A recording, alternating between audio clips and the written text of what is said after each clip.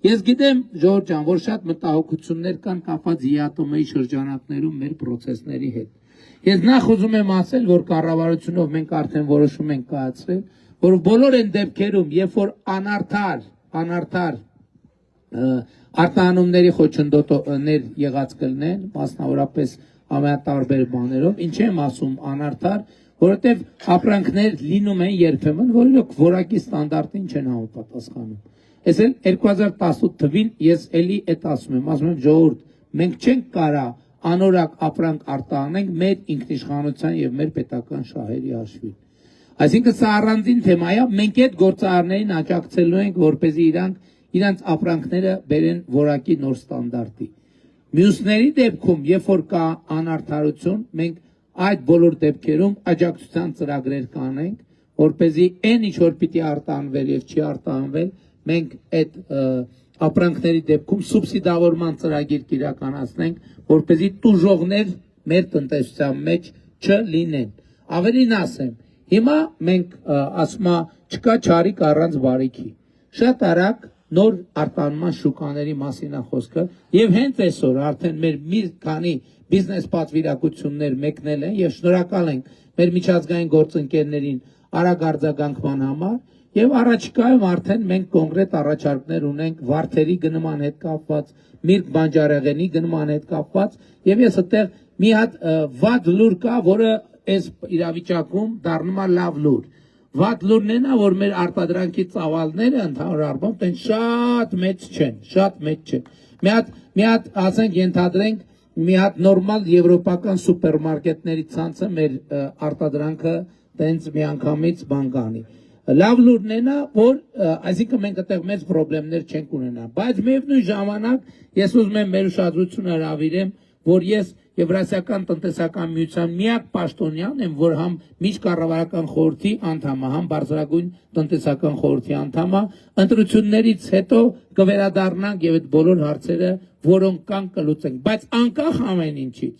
մենք մեր բալանսավորված եւ բալանսավորման արտաքին քաղաքականության միջոցով մեկ է մեր շուկաները դիվերսիֆիկացնելու ենք։ Այսինքն մենք այդ շուտ ենք սկսել, այսինքն ինչ եմ ասում, բիբար ենք արտադրում, 100 տոննա բիբար ենք արտադրում, մենք 100 տոննայից 90 տոննան չպետք է մի ուղղությամբ արտահանենք։ Մենք պետք է 25-ը մի ուղղությամբ արտահանենք, 25-ը մի, 25-ը մի, 25-ը մի։ Հաջորդ փուլում պետք է դարձնենք 20 տոննա, որ 4-ի փոխարեն ունենանք 5 ուղղություն։ Հետո 5-ի փոխարեն 6 ուղղություն, հետո 6-ի փոխարեն 7 ուղղություն։ Եվ էսա այն բանաձևը, որ ես ասում եմ, անկախությունը, քչերից կախվածությունը փոխարինելն է շատերից կախվածությամբ, որովհետև եթե 90%-ը մի ուղղությամբ ենք տանում, հիմա ասենք ենթադրենք, այս ընթացքում տասնյակ անգամներ խնդիրներ եղել են։ Այդ խնդիրների մասին չի բարձրաձայնվել, այդ խնդիրները լուծել են։ Բայց եթե 90%-ով մի տեղից ես կախված, մի օր կարող արտանան տրամադրությունները լավ չլինի։ Վերջ ավարտվեց ամեն ինչ։ Եվ մենք այստեղ շատ կարևոր է, այսօր մենք ռազմավարական մի ընտրության փուլում ենք։ Մենք լուծում ենք մեր պետության հարատևության եւ նոր որակի պետություն ունենալու հարցը։ Եվ ելի եմ ասում, բիբարա փչանա, այդ բիբարի փող կտամ ես, կառավարությունը, վարդա կտամ, էնա, բայց այս ամեն ինչի արդյունքում Հայաստանի բիբարի արտադրությունն էլ աճելու, արտահանումն էլ աճելու, էլ չեմ ասում ժողովուրդ ջան, այս տարի նախորդ տարվա նկատմամբ 30%-ով ավել, 34%-ով ավել զբոսաշրջիկ ունենք։ Այսինքն այս տարի արդեն 100, մոտավորապես 60,000 մարդ զբոսաշրջիկ նախորդ տարվանից ավել եկել է։ Այդ մարդիկ բիբարել են առնում, վարդել են առնում, կոնյակել, հացել են ուտում, ջուրել են խմում եւ այլն եւ այսպես շարունակ։ Եվ ես ինչքան հասկանում եմ, զբոսաշրջության աճի տեմպը մեծանում է, այդ թվում ինչի պատճառով, որ մենք սուբսիդավորում ենք մի շարք ավիաընկերությունների նոր ուղղությունները սուբսիդավորում ենք, որ շատ մարդ բերի։ Այդ թվում այդ նկատառումով, որովհետև 2022 թվականին էլ օրինակ ծիրանի արտահանման հետ կապված խնդրեմ ունեցանք, բայց խնդրեմ չունեցանք։ Ինչի՞։ Որովհետև այն մարդիկ, որ ուրիշ երկրներում պետք է այդ բան անեին, ուրիշ երկրների սուպերմարկետներում առնեին ուտեին, 50,000, 60,000 մարդու հոսք եղավ Հայաստան, եկան Հայաստանում առան։ Էլ չեմ ասում, որ շուկան մարդիկ շատ են բողոքում գների աճից։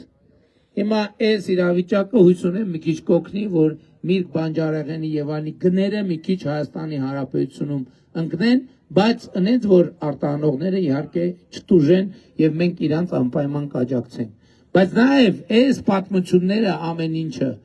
հետեւյալի մասին է, ժողովուրդ ջան, եւ ամենակարևոր թեման, որը ես ձեզ հետ ուզում եմ կիսեմ, հետեւյալն է. Հայաստանի Հանրապետությունում հաստատված է խաղաղություն եւ ես բոլորիդ շնորհավորում եմ հաստատված խաղաղության առիթով։ Եվ առաջիկա ընտրությունների հիմնական հարցը էտա եւ այն ինչ որ տեղի ունենում, ասենք օրինակ ենթադրենք մի ավտոմեքենա բիբար հետ եկավ։ Մի ինչի համար է, որ մարդը ասի, վայ ես բիբարի հետ կապված խնդրեմ կա, ուրեմն արի ես խաղաղությանը տեր չկանգնեմ։ Ես տեր կանգնեմ բիբարին, խաղաղությանը տեր չկանգնեմ։ Սա, հա? Բիբարին մենք տեր կկանգնենք, դուք խաղաղությանը տեր կանգնենք։ Էսա պատճառը, որ մենք բոլորիդ կոչ ենք անում, խնդրում ենք։